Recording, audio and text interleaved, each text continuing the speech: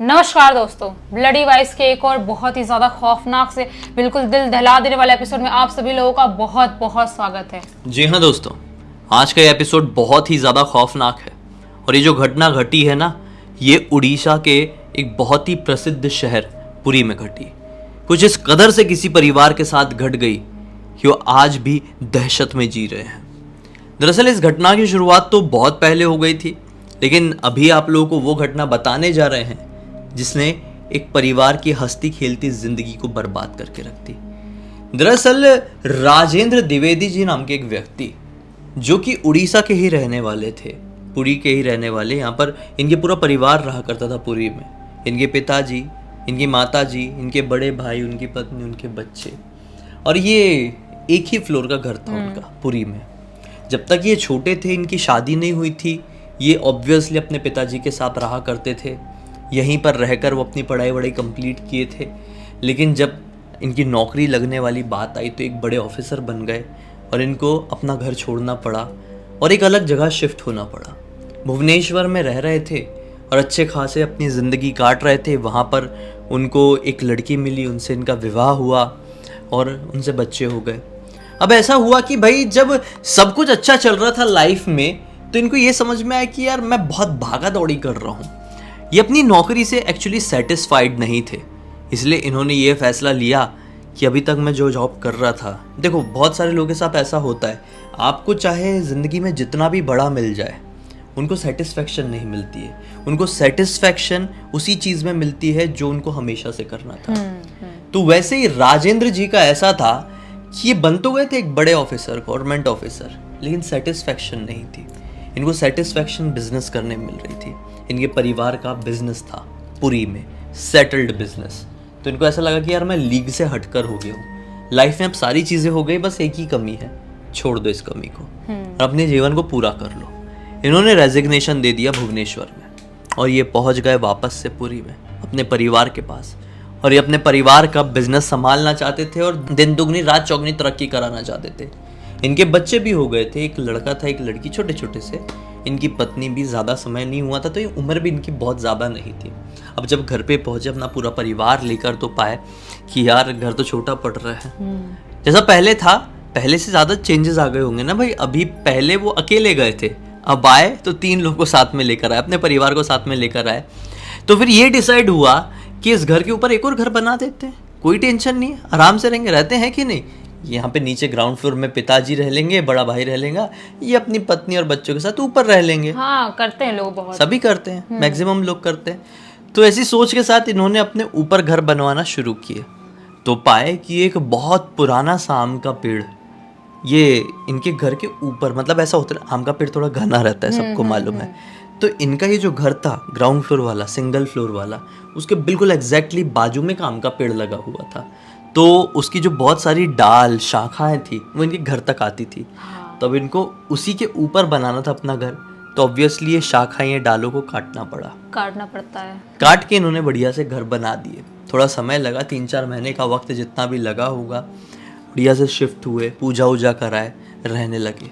अब रहते हुए 15-20 दिन ही हुए हैं कि इन लोगों ने नोटिस किए यार कि जब से ये घर बना है ना, घर में अशांति हो गई है। बिजनेस में जो भी ऐसा लगा था कि यार आने से अब दिन दुगनी रात चौगनी तरक्की होगी, बिजनेस में घाटा होने लगा है पूरे परिवार के। तबीयत खराब रहने लगी है बच्चों की। ये लोग ये नोटिस करते कि जिस रात को भी हम नीचे जाके पिताजी लोगों के साथ सोते हैं, उस रात को अच्छे से नींद आती है, सब कुछ अच्छा रहता है, कुछ बुरे सपने नहीं आते हैं। लेकिन जिस रात को ये लोग अपने ऊपर वाले ही फ्लोर में जो भी नया नया बनवाए थे उसमें सोते, तो सबकी, मतलब राजेंद्र, उनकी पत्नी, उनके दोनों बच्चों की नींद बहुत ज़्यादा डिस्टर्ब्ड रहती। इन लोगों को ये चीज़ बहुत अजीब लगने लगी। इनको ऐसे पहले लगा कि यार सोने के डायरेक्शन की वजह से हो रहा है क्या, नहीं, किसी भी डायरेक्शन में सो जाओ गड़बड़ लगती ही थी। इन लोगों ने वास्तु शास्त्र से भी पूरा चेक करा है, बोले वास्तु के हिसाब से तो ठीक है, कोई तकलीफ नहीं है। इन्होंने भी सोचा और पिताजी ने भी बोले राजेंद्र जी के कि नहीं, हमने जब ये प्लॉट भी खरीदे थे तो हमने वास्तु वगैरह देख के ही खरीदे थे, तो ये गड़बड़ नहीं हो सकती। तो फिर गड़बड़ क्या है? कुछ दिनों बाद से ऐसा होने लगा कि राजेंद्र जी की अब वो तो भाई उनका जो बिजनेस है उसको संभालने के लिए वो जाते ही ना घर से, घर पे बैठे बैठे सारा काम थोड़ी होता है लॉकडाउन जैसे। तो अपना काम करने के लिए बाहर जाते ही थे। घर के सारे मर्द उस काम को करने के लिए घर से बाहर जाते थे, औरतें घर पे रहती थी। तो राजेंद्र जी की पत्नी अपने ऊपर वाले फ्लोर में ही रहती थी और उनको हर टाइम ऐसा लगता था कि यार इस घर में मैं अकेली नहीं हूँ, कोई ना कोई तो है। जबकि बच्चे स्कूल में होते, जो भी उनकी जेठानी वगैरह सास थी वो नीचे रहती, किसी की प्रेजेंस फील होती थी। ये जब अकेले ऊपर रहती थी इनको ऐसा लगता था मैं अकेली नहीं हूँ, कोई तो है। ये देखने की भी कोशिश करती कई बार बाहर निकल के इधर उधर होके, लेकिन कोई होता नहीं था। इन्होंने अपने पति को भी ये वाली बात बताई तो राजेंद्र जी ने बोले नहीं यार तुम्हारी गलत फहमी है, तुमने बहुत ज़्यादा माइंड में ना वहम बिठा ली हो, वास्तु अपने बहुत ज़्यादा डिस्कस किए ना, इसलिए तुमको ऐसा लगने लगा है कि कुछ तो है, लेकिन कुछ नहीं है। होता तो मुझे भी फील होता ना। कुछ दिनों बाद से इन्होंने भी नोटिस करना शुरू किए कि घर में यार एक्टिविटीज़ तो हो रही है थोड़ी डिफरेंट, जैसे कि कुछ हवा नहीं चल रही, खिड़की खुली हुई है, अचानक से धड़ से बंद हो गई, दरवाज़ा खुला है धड़ से बंद हो गया। कोई बिल्ली चूहा कुत्ता ये सब कुछ भी नहीं, बच्चे भी दूर दूर तक नहीं, ये लोग बैठे हुए हैं ऐसा, यहाँ पे दरवाजे सट से बंद हो गया। तो इन लोगों को लगा कि नहीं यार कुछ तो गड़बड़ हो रहा है, सामान का गिर जाना, फिर रात में सो रहे हैं तो ऊपर से किसी का छत में दौड़ने की आवाज़ आना, ऐसी बहुत सारी एक्टिविटीज़ इनको फील होने लगी। राजेंद्र जी ने अपने पिताजी से डिस्कस किए, पिताजी थोड़े जानकार थे सब मामलों के, तो पिताजी ने बोले नहीं यार ऐसा नहीं हो सकता, चलो फिर भी तुमको ऐसा लग रहा है तो एक दो रात मैं सोकर देखता हूँ। वो सोकर देखे तो उनको भी लगा। फिर सबकी तबीयत खराब होने लगी घर पे। जो बिजनेस था, एक दिन ऐसा हुआ कि इन लोगों की ना फैक्ट्री थी, एक्चुअली किसी चीज़ की फैक्ट्री थी, उस फैक्ट्री में आग लग गई। आग लग गई रातों रात, पता नहीं कैसे हुआ, आग लग गई, सब लोग भागते भागते गए। पिताजी को हार्ट अटैक आ गया, राजेंद्र जी के हार्ट अटैक आ गया, तो वहीं पर ऑन द स्पॉट उनकी मृत्यु हो गई। क्योंकि वो खानदानी बिजनेस था, जो फैक्ट्री थी वही सब कुछ था उनका। इनके बड़े वाले भाई को पैरालिसिस हो गया, काफी ज्यादा राजेंद्र जी टूट गए कि बड़े भाई को पैरालिसिस हो गया पूरा एक अंग में, पिताजी को हार्ट अटैक आ गया, सब कुछ था। जितना भी इन लोगों ने जमा पूंजी किए थे बड़े भाई के इलाज में लग गया। बहुत सारा नुकसान हुआ था, जो वर्कर्स थे, लेबर्स रहे होंगे, उन लोगों का जो मुआवजा रहता है वो भरने में इनका सब कुछ चले गया, पूरे बर्बाद। अब इस घर को छोड़कर इन लोगों की बाजू में एक छोटी सी जमीन थी, मतलब जैसे ये आम का पेड़ था जैसे मैंने बताया, यहाँ पे इनका घर था, तो यहाँ पे एक छोटी सी जमीन थी, हाँ रहता लोग घर के सामने रहती है साइड में थी इनकी। तो इन लोगों ने इस घर को बेच दिए या गिरवी रखे थे, ऐसा कुछ है। तो इनको थोड़े पैसे मिले तो बोले यहाँ पे एक छोटा सा घर बनाते हैं, उसमें रहेंगे, क्योंकि इधर से ज़्यादा पैसे मिलेंगे, कम पैसों में एक और घर बनवाएंगे, और जो हाँ जो पैसे बचेंगे उसका यूटिलाइज करेंगे ना भाई, कुछ नई चीज़ शुरू करना है, खाना भी तो खाना है। अब ऐसा हुआ कि नया घर तो बना लिए, लेकिन फिर से ऐसा हुआ कि यार वो पैसों का यूटिलाइज हो नहीं पाया, वो पैसे पूरे खर्च हो गए। तो अब ऐसा हुआ कि एक दिन राजेंद्र जी ने देख लिए कि उनकी पत्नी लटकने जा रही है, तो ये काफ़ी ज़्यादा दुखी हो गए और ये रोने लगे अपने घर की परिस्थिति देखकर कि ये मैं कहाँ था, कहाँ आ गया। इससे अच्छा खासा तो मैं भुवनेश्वर में था, अच्छी खासी जॉब कर रहा था, क्या करूँ कुछ समझ में नहीं आ रहा है। तो दुखी होकर ना एक रात जंगल की तरफ निकल गए और बोले कुछ समझ में नहीं आ रहा है, अब जो भी माइंड में आएगा ना इस जंगल में वही कदम उठाऊंगा। उन्होंने कुछ सोचे नहीं थे, वो ब्लैंक थे, वो ब्लैंक दिमाग लेके सोचते हुए, मतलब एक होता है ना एक ट्रांस में, वो जंगल में पहुंचे। जंगल में अचानक से एक पुराना सा बरगद का पेड़ इनको दिखाई दिया। उस बरगद के पेड़ के नीचे आग जल रही थी।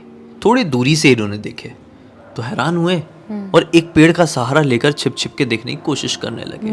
वहां से दिखाने थोड़ी आगे बढ़े और देखने की कोशिश करने लगे तो पाए एक आदमी बैठा है, उसने पूरी बॉडी में राख लगाया हुआ है, राख, हाँ, ने बाल ऐसे बांधा हुआ है, बड़े से बाल है उसके, जटा जैसी, और उसने बहुत कम कपड़े, लंगोट पहना हुआ है मेन, और कुछ मालाएं पहना हुआ है। सामने आग जल रही है और आग के ऊपर कुछ ऐसी जो भी रहता है हवन का जो सामान रहता है छिड़क रहा है, और ऊपर देख के कुछ पढ़े जा रहा है।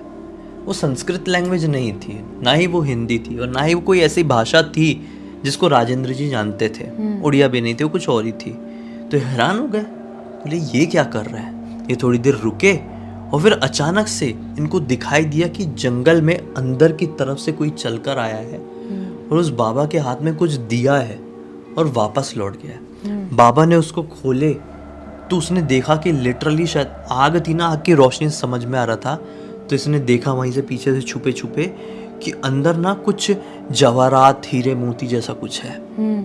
तो ये काफ़ी ज़्यादा उसमें चला गया, बोला ये क्या है, और भागते हुए बाबा के पास आ गया, बाबा के चरणों में लेट गया। लड़ तो सकता नहीं था, छीन तो सकता नहीं था ऐसे बाबा से। इसके मन में ऐसा वाला खोट नहीं आया था कि अरे बाबा तो अकेला है, मैं छीन छान के भाग जाऊं, ऐसा नहीं आया था। लेकिन इसको लगा कि ये बाबा मेरी मदद कर सकते हैं, तो बाबा के चरणों में जाके बिल्कुल साष्टांग प्रणाम कर गया।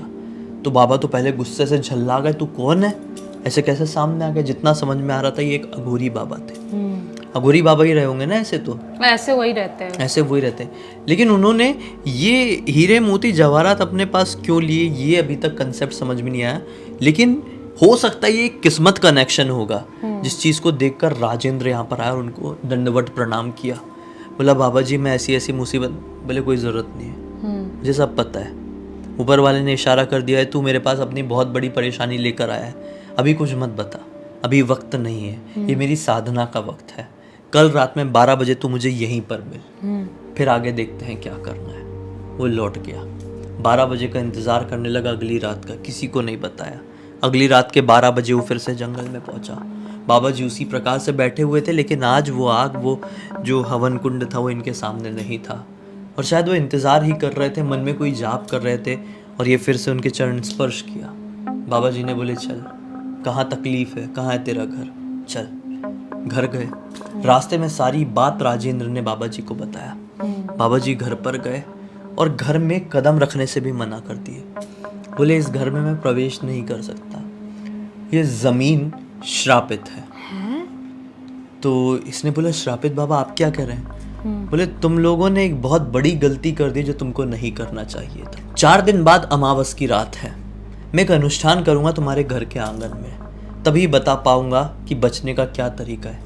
मुझसे ज़्यादा सवाल मत करना, मैं अभी निकल रहा हूँ। निकल गए खुद से। 4 दिन बाद, जो 3-4 दिन बाद अमावस की रात आई होगी, बाबा पहुँच गए 12 बजे रात के इनके घर के सामने। बोले ये लाओ, हवन सामग्री वगैरह लाओ। बाबा बैठ गए। रात के 2 बजे तक लगातार मंत्रों का उच्चारण करते रहे।